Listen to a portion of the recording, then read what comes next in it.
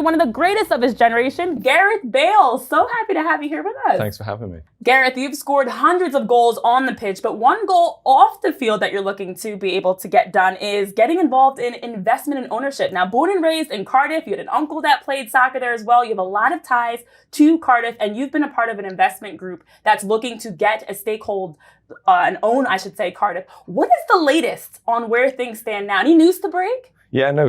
Some kind of, I guess, exciting news. We have a brand new offer on the table.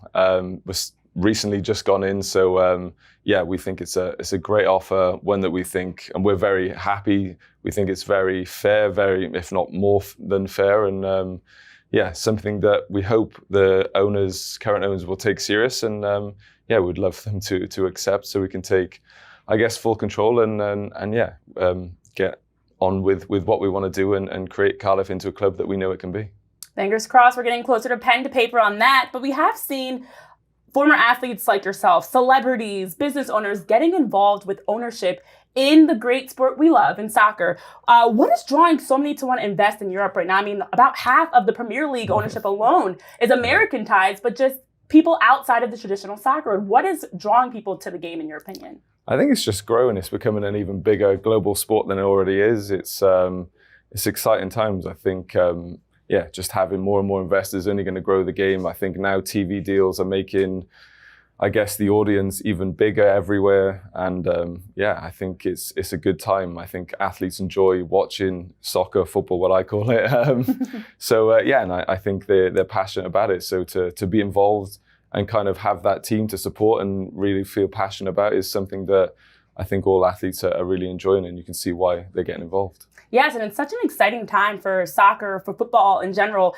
Right now, of course, the Club World Cup final is set, but we've learned so much of this, whether it's the weather delays around heat waves and storms, attendance fluctuating, also just how it's been rolled out, grass versus turf. What are your thoughts on this, especially since many are looking at this as a pilot for next summer for the United States, especially hosting the World Cup? What are your thoughts on how the Club World Cup has really been rolled out in the United States currently? I think it's been a massive success. I think just because it was the Club World Cup, it's kind of the first major big 32 competition of the Club World Cup. So it's kind of a new competition in terms of the size. So I think at the start, maybe it didn't have as much traction and as much fan engagement as they would have liked. But I think as you've seen the tournament go on, I think the attendances have come up, the quality of football has gone up as the better teams have come through. And like I said, it's been kind of a very good plan to do this year and ready for the even bigger one next year, which is the World Cup. Yeah, with the World Cup expanding to 48 teams for the first time, I'm excited and hoping that this now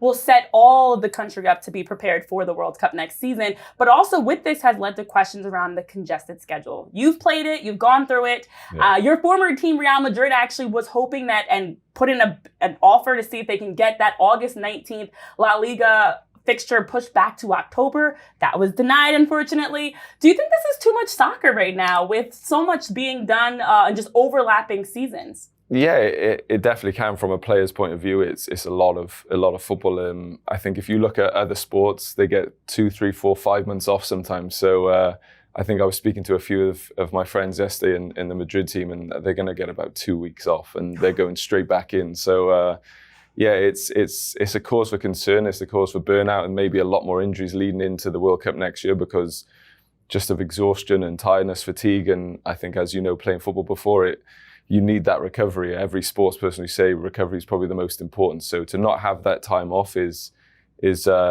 concerning from a player welfare point of view. But I think, it's a difficult one because there's so much money involved in the game now that every new tournament brings in so much money. It grows the game. It brings more riches.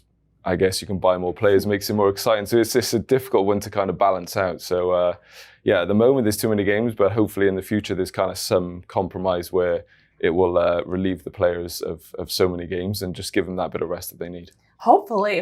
Let's talk money, though, because the Premier League, especially as they have last season generated about 6.3 billion euros in revenue, a 4% increase. It's led to some other conversations around the financial gap from the top to the bottom in the Premier League. As someone that's obviously very familiar yourself as a player with commercial deals and broadcasting rights and even paywall being brought up around broadcast being behind the paywall and inaccessible for everyone.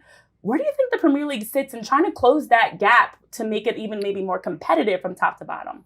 I think they did a good job years ago where they are distributing the money more fairly throughout the league. And I think that's what you see now when teams are coming up, they're still spending as much as the bigger teams. But the bigger teams are always going to have that advantage because the players want to play for the best teams and the ones that they've watched through history. So, it's difficult. But the gap definitely can be closed by distributing money more evenly. But again, I think you need to be rewarded for how well you're doing, and obviously the ones who are doing more should and obviously will earn more, which will just always give them that advantage. Well, as we wrap up, you've played for the best teams: Champions League, Premier League, La Liga, MLS, which was your final stop before you retired, winning a championship with LAFC, of course. The MLS has been seen as a retirement league as they try to become a top league in the world. Where do you think they really stand in taking those steps that are necessary to truly be at the top of competition in terms of competing with the best teams, acquiring the best players in their prime in terms of soccer? I've been asked this question many a times, and unfortunately it does come down to money, to finance.